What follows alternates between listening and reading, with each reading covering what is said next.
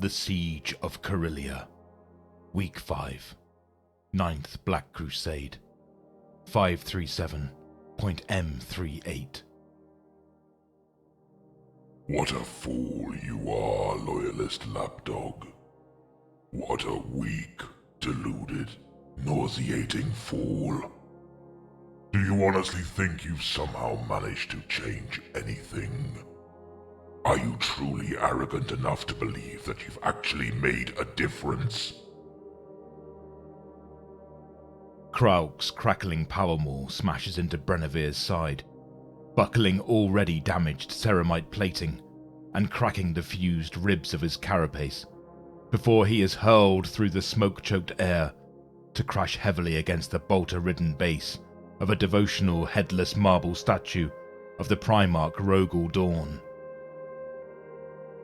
The sickening sound of his spine snapping rings in the Lamenter's ear, like the fateful toll of a clarion bell. Each breath he draws sets his lung aflame. Blood floods into his mouth, as behind his fizzling alarm-swamped visor, his sharp, regal face contorts into a bestial expression of rage and pain. Somehow, he has kept a hold of his gore-clogged chainsword, now missing most of its teeth and running perilously low on promethium. The growing mob of cultists watching the duel scream, howl in triumph, and prepare to swarm the battle-ravaged plaza and hack Brenevere apart with their assorted weaponry and their sheer hatred. Stay back, curs. He is mine, and mine alone. Do not interfere. Kraul's amplified command booms through his Vox speakers, causing the corrupted mortals to cower back, collectively grimacing as the words hit them with near physical force. Adjusting his grip on his spiked maul, the Iron Warrior Chaos Space Marine Terminator lumbers over to where Brenevere struggles to rise. Half stunned by the devastating blow, his battered yellow power armor smeared in blood and ichor and soiled with soot and ash. The Lamenter rips off his ruined helm and bares his teeth in grim defiance as Kraul looms over him like an unstoppable juggernaut forged out of iron and spite. There is nothing you can do that will make me regret my decisions or mourn my actions, traitor. Molly is safe now. Molly is...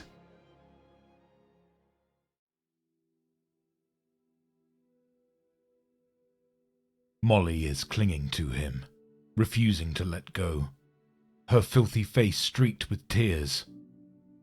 No! She cries as Brenevere carefully pries her from his leg and lifts her towards the outstretched hands ready to pull her into the relative safety of the repurposed PDF supply truck. You must, Molly. The Lamenter replies calmly. This vehicle will take you all to safety. It's what I promised you. Remember? The 6-year-old girl thrashes violently in his grip, her blue eyes wild with panicked grief. No! Not without you! Don't go, Bren. Please don't go. I want you to stay with me. A sturdy, thick-set woman in the garb of a foundry worker takes Molly from him, tears of gratitude and awe streaming down her own cheeks as she clasps the wailing child to her breast. 8 more distraught children are clustered around his ceramite boots, the older ones tightly clutching the hands of their younger charges. All of them are crying, and their distress is not entirely due to the turmoil of evacuation raging around them, or the cultists' vile chanting rising in the distance.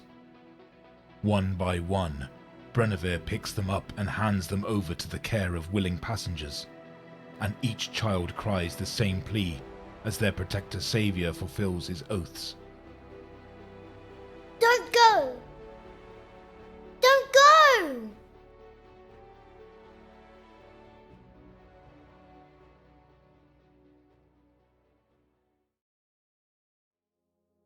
You claim to cherish them, Lamenter.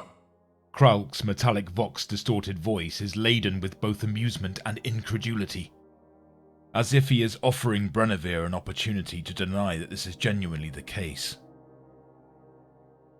I find such sentiment quite ludicrous. Were the lives of a handful of ragged slum children worth this needless pain? This pointless sacrifice? Yes!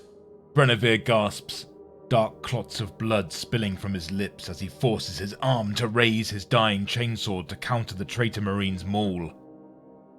One sweep of Krauk's weapon smashes the blade aside, tearing it free of the Lamenter's weakened grip.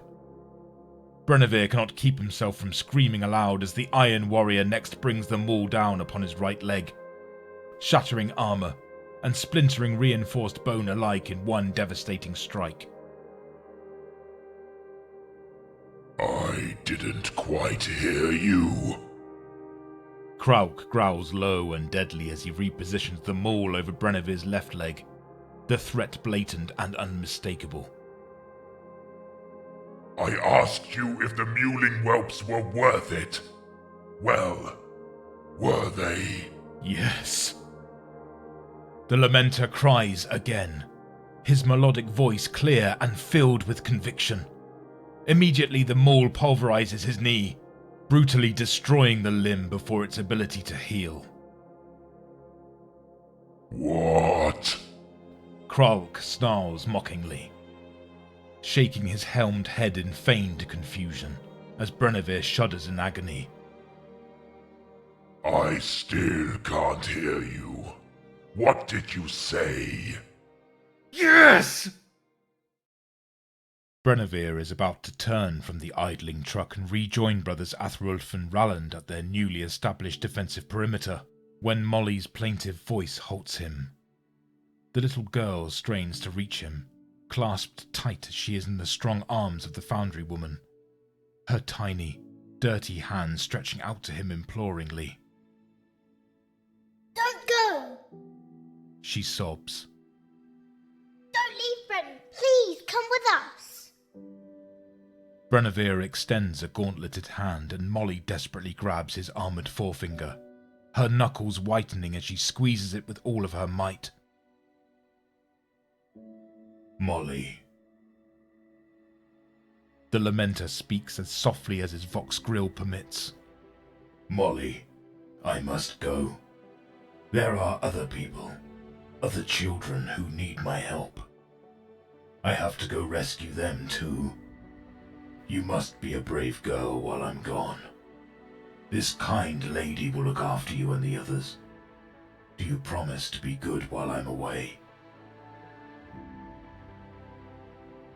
Molly sniffs and blinks back her tears. I promise, but will you promise to come back and find me? I'll miss you. Behind his visor, Brennevier smiles sadly. I cannot make that promise, Molly. But do not be afraid. The Emperor protects, as always, and I will never forget you. Gently he extracts his finger from her grip, and before she can start crying again, he turns and strides away, grateful that his helm hides his own tears.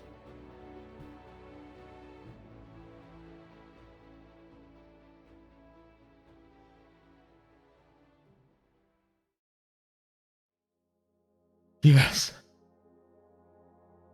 It is fortunate Molly cannot see her steadfast saviour now. Neither she nor any of the other children would be able to recognize him. Krauk grips the rim of Brennevier's gorget, holding him aloft as he spits a tirade of abuse and castigation into the Space Marine's tortured face.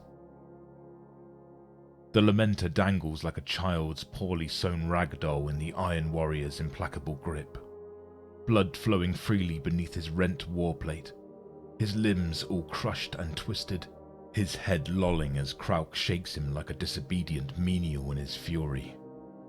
Broken bones grind together, and blood fills his punctured lungs. Brennevier can barely draw breath, can barely form a coherent thought. Yet he refuses to recant his actions, or denounce those he has saved for the sake of a swift death. You have accomplished nothing, foolish little hero. Kraul sneers as Brenevere vomits more crimson vitae onto his cracked breastplate. Your own erstwhile allies have deserted you. Corellia will belong to the despoiler before the week is out. All your valor is in vain. For every terrified child you protected, 100 more are hunted down and slain like vermin amongst the ruins. For each shell-shocked civilian you led to safety, 1,000 more are rounded up and butchered like rocks in the squares. The thirsting gods laugh at you, Lamenter. Unlike your false emperor, who could only sit and scream into the void, every mortal you've saved thus far will be either slaughtered or enslaved, and their cries of despair will echo throughout the Immaterium to delight the primordial powers, as will yours. Fresh agony bursts anew through Brenevere's shattered body as Kraul releases him and he falls to the scorched flagstones, barely conscious and all but paralyzed from the relentless beating. This time he keeps the screams locked behind his teeth. The restless mob of cultists edge cautiously closer in hope that they might be allowed to partake in the death of one of the Emperor's loyal sons. Brenevere gazes wearily up at the hulking ironclad nightmare towering over him like doom incarnate. Then he coughs up another mouthful of blood and takes a deep, burning breath, recalling the great sacrifice his own suffering Primarch made so long ago. What are the delights of the ruinous powers to me, traitor? He snarls contemptuously through reddened froth. I exist to defy and deny them, both in the thrill of victory and in the pangs of defeat. I am the shield which protects the weak and the forsaken. I am the sword that defends the powerless and the forgotten. I am the spear that wards the innocent and the— You are nothing! The Iron Warrior roars as he grinds a heavy ceramite-shod boot down upon Brenevere's labouring chest. I slew Astartes 100 times your worth on the black sands of Istvan V, and I declare truthfully that you are nothing.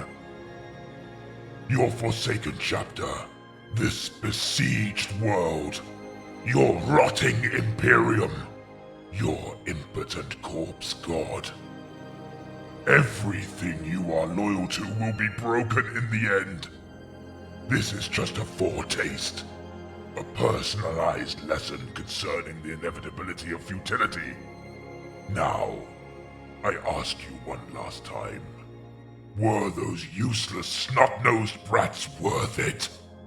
Yes, both now and always, Brenevere gasps, smiling faintly, despite the all-encompassing pain, vividly recalling Molly's look of astonished wonder when he had entered the little run-down back-alley chapel, to find the 9 undernourished street children gathered together like frightened birds before the yet undesecrated altar, invoking the Emperor and Sanguinius for protection with simple beseeching prayers as their hive city slowly fell apart around them. Seeing such uncontained joy on such an innocent, hopeful face had made the entire search and rescue mission worth every grueling hour. I have no regrets, Abomination. None. For those I cherish, I die in glory.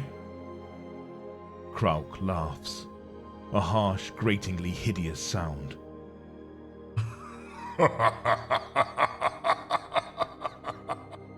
Oh yes, you shall indeed, Lamenter, though there will be no glory in your death. These jackals that clamor at my heels will ensure it. Stepping away from the incapacitated Space Marine, the Iron Warrior utters a series of sharp commands in a vile, unintelligible language, whose syllables pierce Brenevere's mind like poisoned spikes. An ecstatic cheer arises from the watching mortals.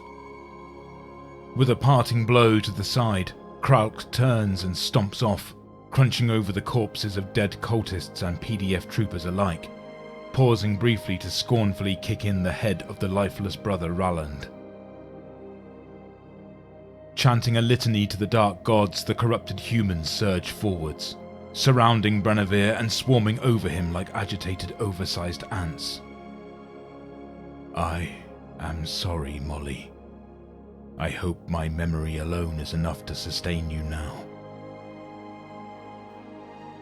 Serrated knives and other ritualistic flesh-tearing implements are driven through the rents in his armor and into his still-bleeding wounds. Kraul has done his work well. Brenneveer cannot even raise a gauntlet to fend off his assailants.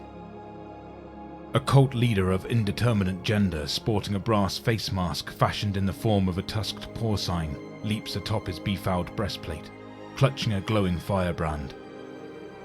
Another grabs a fistful of the Lamenter's flaxen hair and begins to crudely scalp him. Fights break out as the cultists vie for the honor of mutilating his flesh. The pig-masked leader crouches down and hisses some unholy declaration into the Space Marine's face, before thrusting the heated brand into his right eye. Segments of ceramite are slowly ripped free, as warp-maddened men and women who would have otherwise fallen in droves before Brenneveer's chainsword and bolt gun defile his broken body in a howling animalistic frenzy. For those we cherish, we die in glory. The Lamenter screams out a final time before his tongue is severed in a welter of blood. Darkness engulfs him, as his left eye is likewise pierced. The degenerate mortals stab, kick, claw and spit on him as the last pieces of his warplate are pried loose and cast aside. The hive is ours now. A phlegmy male voice gargles into his ear in garbled low Gothic, as several chain blades are activated in unison nearby. You have failed, Astartes. Curse your corpse god and die in vain. Better your target is me than the helpless people of Holdenmire. Brenneveer steels his hearts and fortifies his mind against the torment and butchery to come. O Father Sanguinius, faithful and true even unto death, accept the sacrifice of your loyal son, in the knowledge that I have but one life to give to the Imperium. Abruptly, the chanting morphs into shouts of pain and anger, as the crack of lasfire fills the plaza. Furious at being interrupted, the cultists hurl themselves en masse at the approaching foe in a storm of pounding footsteps and blasphemous oaths. Some of the newcomers are singing imperial hymns, and above the lasfire and the shrieking of revved chainswords, the familiar brutal bark of an Astartes pattern bolt gun rises, like a sacred song of defiance above the chaotic melee of joined combat. Brother Brenneveer! Sergeant Atherolf's majestic booming voice is at once fury-filled and grief-stricken as he cuts and shoots his way through the throng of deranged mortals blocking his path. Brenneveer cannot acknowledge him in any way, nor come to his aid.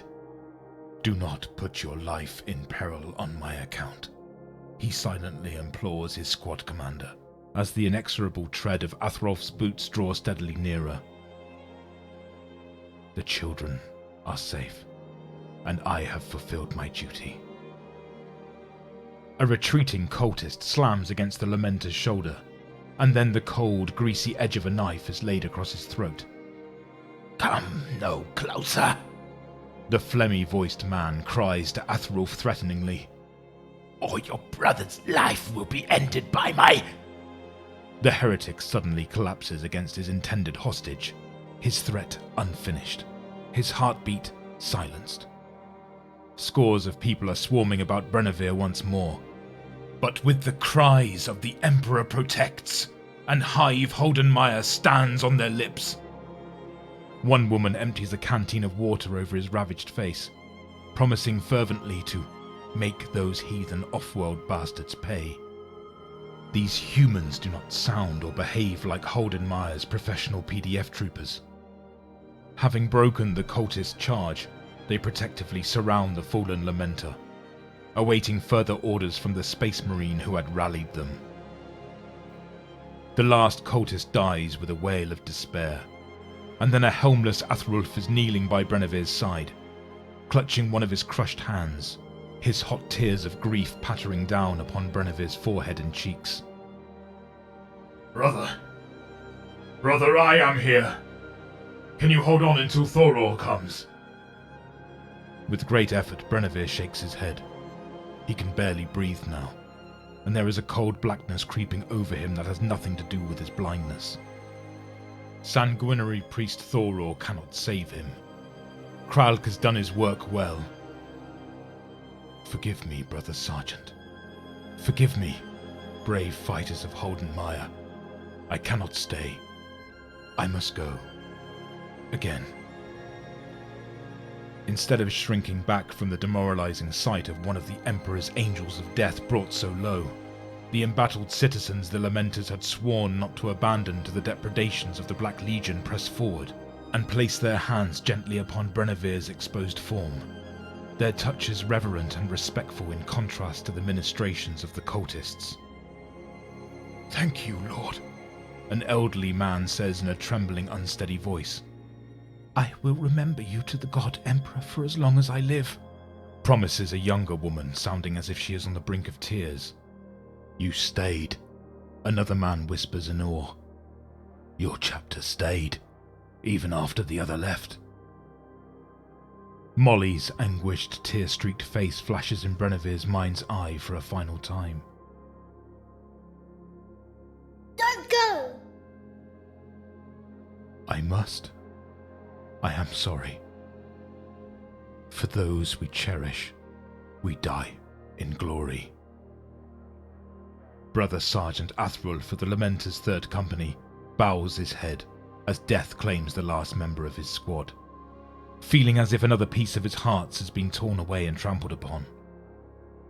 "For those you cherished, you died in glory, brother," he whispers quietly, before kissing his subordinate's pallid brow. He cradles the Space Marine's brutalized body against his chest, weeping silently. "May Sanguinius accept your sacrifice, and may your soul take its rightful place in the Emperor's eternal legion alongside all of our fallen brethren. Rest in peace.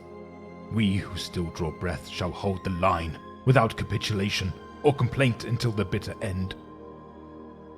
Rising, the Lamenter sweeps his piercing blue-grey eyes over the stricken faces of the mortal militia he now commands. Virtually all of the assembled men and women have tears running down their cheeks. Some are crying outright. Still they straighten and try to collect themselves as Atherolf gazes at each of them in turn, assessing them for signs of flagging resolve or stress-induced madness. "Do not mourn, Brother Brenevir," he says as he dons his helm, obscuring his fair, statuesque features behind his blood-spattered beaked visor. "His fate is the fate that awaits all Astartes of the Lamenters chapter. Pray rather that your own deaths are as valiant as his, regardless of the circumstances. Our chapter master and company captains all swore before making planetfall to never forsake the people of Corellia while the arch-enemy yet assails you. And those are oaths we will never renege, even though our allies abandon us, and the traitors heap contempt and death upon us. Stand fast! This is your city, and by our sacrifices we have consecrated it in the holy blood of the martyred Primarch. For the Emperor! For Sanguinius! For those we cherish! For those we cherish! The loyal hivers cry aloud in one voice as they collectively raise their scavenged weapons in defiance, their grieving faces hardening in determination. Atherolf salutes Brenevir's corpse with his sizzling power sword, his eyes lingering unwillingly on the dead Lamenter's profane wounds, knowing in the depths of his own heart a similar fate awaits him and those he leads. Behind his visor, Atherolf smiles sadly. It does not matter. He is a scion of Sanguinius, and like his revered Genesire, he exists to serve as an example of righteous purpose and as an exemplar of the nobility that still exists within the human species. If our Primarch suffered such an end, then we, his misbegotten sons, must expect no less from this hostile, hope-forsaken galaxy. The distant stars burn all the more brightly in the void, because they are forever surrounded by such a great darkness.